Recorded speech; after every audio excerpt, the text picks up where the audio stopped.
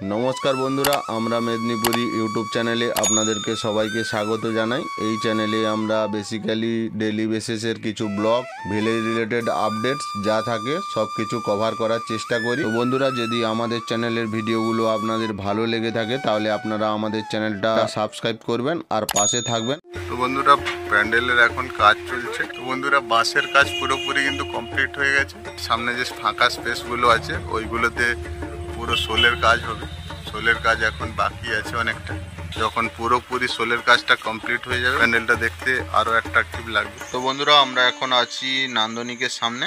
নান্দনিকের এবছরের দুর্গাপুজোর থিম হচ্ছে গুজরাটের নাগেশ্বর মন্দির। কিন্তু এই ভিডিওটা আমি বানাচ্ছি এই কারণে, এই নাগেশ্বর মন্দিরের পুরনো ইতিহাসটা কি আছে ওই জিনিসটা আমি তোমাদের সামনে তুলে ধরার চেষ্টা করছি। আশা করি ব্লগটা তোমাদের ভালো লাগবে। চলো শুরু করা যাক। তো বন্ধুরা, এই নাগেশ্বর মন্দিরটি ভারতবর্ষে গুজরাটের জামনগরে অবস্থিত। তো বন্ধুরা, এই নাগেশ্বর মন্দিরের যে শিবলিঙ্গটি আছে এই শিবলিঙ্গটি ভারতবর্ষের মধ্যে অন্যতম জ্যোতির্ময় শিবলিঙ্গ হিসাবে পরিচিত। বিভিন্ন পৌরাণিক কাহিনীতেও এই মন্দিরের কথা উল্লেখ করা আছে। তার মানে তোমরা বুঝতেই পারছো মন্দিরটা কতটা জাগ্রত। তো বন্ধুরা, এই নাগেশ্বর মন্দিরে শিব উপাসকেরা যিনারা থাকেন, মনি ঋষিরা, ওনারা বলেন যে এই জ্যোতির্ময় লিঙ্গের দর্শন করলে পুণ্য লাভ হয়। তো বন্ধুরা, চলো জেনে নিই এই মন্দিরের পৌরাণিক কাহিনী। ভিডিওটা একটু বড় হচ্ছে, কিন্তু তোমরা স্টিল ওয়াচ করতে থাকো, তাহলে তোমরা পুরো ডিটেইলিভাবে মন্দির সম্পর্কে তথ্যটা জানতে পারবে।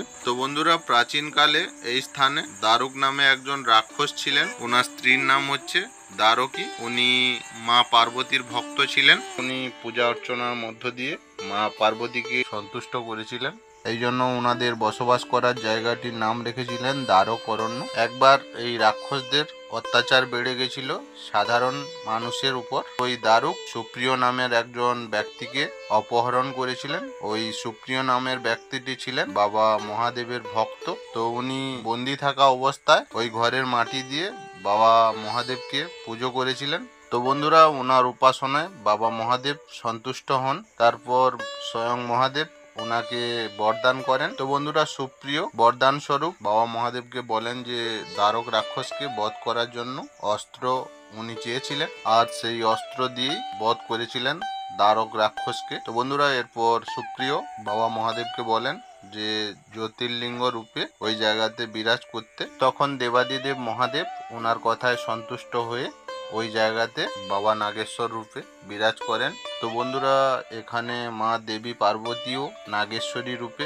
বিরাজ করেন এই মন্দিরে। তো বন্ধুরা, এটাই ছিল নাগেশ্বর মন্দিরের পুরানো ইতিহাস, তোমাদের কাছে তুলে ধরার চেষ্টা করলাম।